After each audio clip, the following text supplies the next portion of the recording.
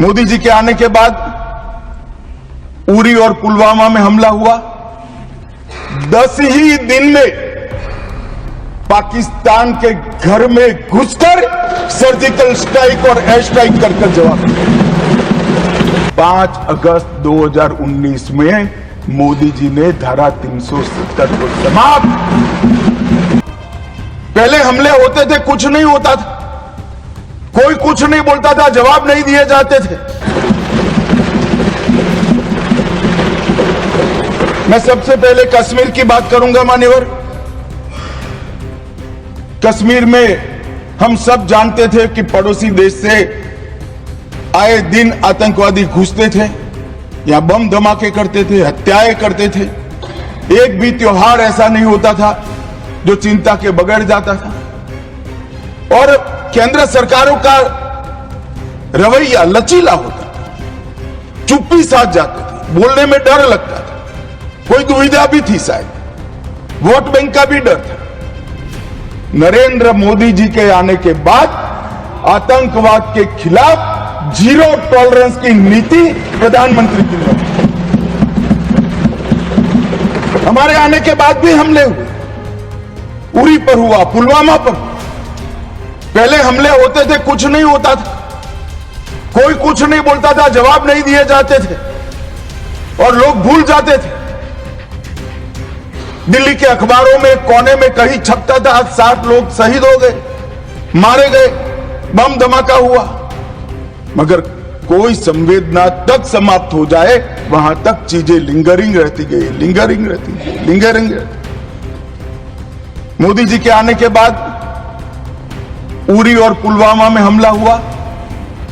10 ही दिन में पाकिस्तान के घर में घुसकर सर्जिकल स्ट्राइक और एयर स्ट्राइक कर जवाब दिया।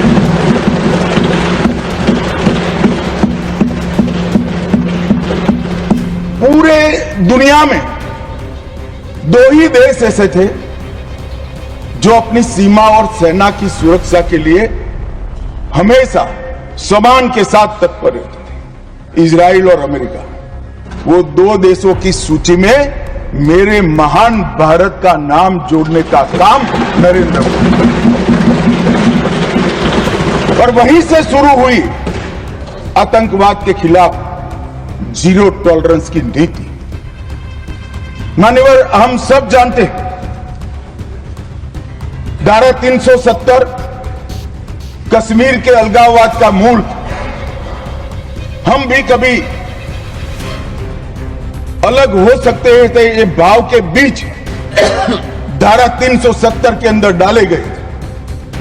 मगर हमारे संविधान निर्माताओं का भी मैं बहुत मनपूर्वक धन्यवाद करना चाहता हूं, बड़े दूरदर्शी थे।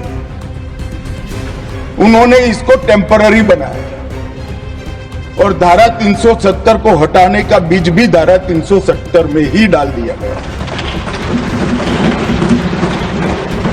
मगर राजनीतिक मजबूरी, वोट बैंक की पॉलिटिक्स,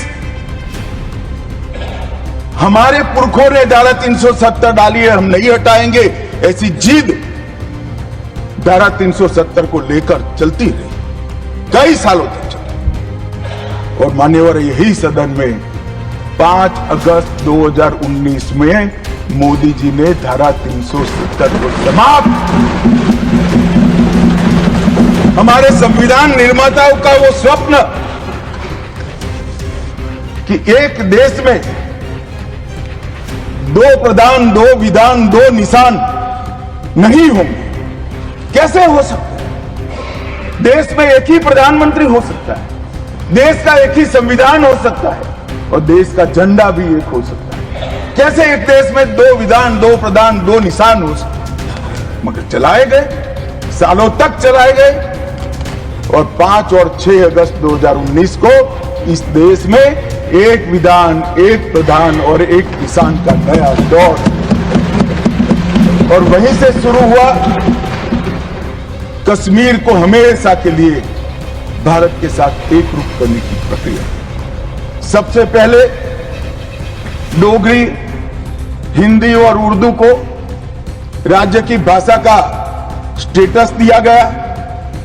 मान्यवर, भ्रष्टाचार रोकने के लिए कोई एंटी करप्शन ब्यूरो की वहां रचना ही नहीं थी, क्योंकि रोकना ही नहीं चाहते थे। इतने सालों के बाद एंटी करप्शन ब्यूरो वहां बना। देश के सारे कानून वहां स्वीकार कर लिए गए, चाहे महिलाओं के अधिकार का हो, दलितों के अधिकार का हो, आदिवासियों के अधिकार का हो, बच्चों के अधिकार का हो, ये सारे कानून वहां स्वीकार कर लिए गए। पठानकोट से एक नाका परमिट रखी गई थी, एक भाव खड़ा करने के लिए कि देश के हिस्से में आप नहीं जा रहे हो। पठानकोट की नाका परमिट को नरेंद्र मोदी जी ने समाप्त कर और नया दौर शुरू हुआ, लोकतंत्र का, खुशहाली का, विकास का। आज ये कहते हैं क्या परिवर्तन आया है, मैं ध्यान से सुन रहा था, धैर्य न रहे ऐसे उकसाते थे, मगर मैं जवाब जरूर दूंगा। क्या परिवर्तन आया था सुन लीजिए। 33 साल से आपके शासन में रात्रि के सिनेमा हॉल नहीं खुलते थे, सिनेमा हॉल ही नहीं खुलते थे हमारे शासन में। वहां 34 साल से मरहूम के जुलूस का, ताजिया का परमिशन नहीं था, हमारे समय में दिया गया। G20 की बैठक में दुनिया भर के डिप्लोमेट्स वहां शांति से गए, कश्मीर की संस्कृति, संगीत, खाना और कश्मीर की खूबसूरती को एंजॉय कर वो अपने अपने देश में वापिस गए। माननीय